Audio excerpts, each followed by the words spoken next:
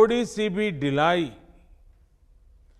अनुशासन में कमी कोरोना के खिलाफ हम सभी की लड़ाई को कमजोर करेगा।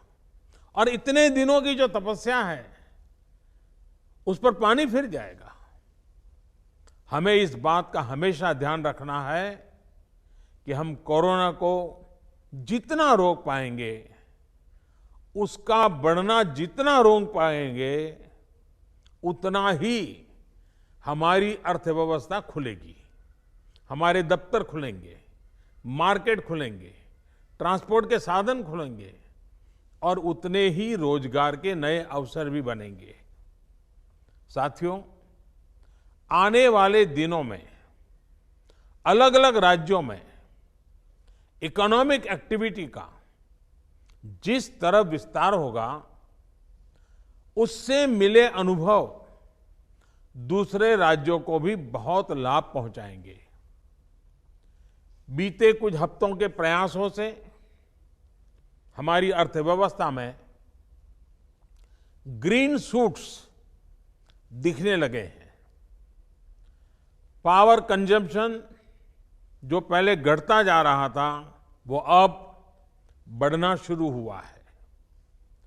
इस साल मई में फर्टिलाइजर की सेल बीते साल मई की अपेक्षा 2 गुनी हुई है। इस बार खरीफ की बुआई बीते साल की अपेक्षा करीब 12-13% ज्यादा हुई है। टू व्हीलर्स का प्रोडक्शन लॉकडाउन से पहले के स्तर का करीब करीब 70% तक पहुंच चुका है। रिटेल में डिजिटल पेमेंट भी लॉकडाउन से पहले की स्थिति में पहुंच चुका है। इतना ही नहीं, मई में टोल कलेक्शन में बढ़ोतरी होना इकोनॉमिक एक्टिविटी में वृद्धि को दिखाता है। लगातार 3 महीने तक एक्सपोर्ट में कमी के बाद जून में एक्सपोर्ट फिर से बाउंस बैक करके पिछले साल के प्री कोविड पीरियड में पहुंच गया है।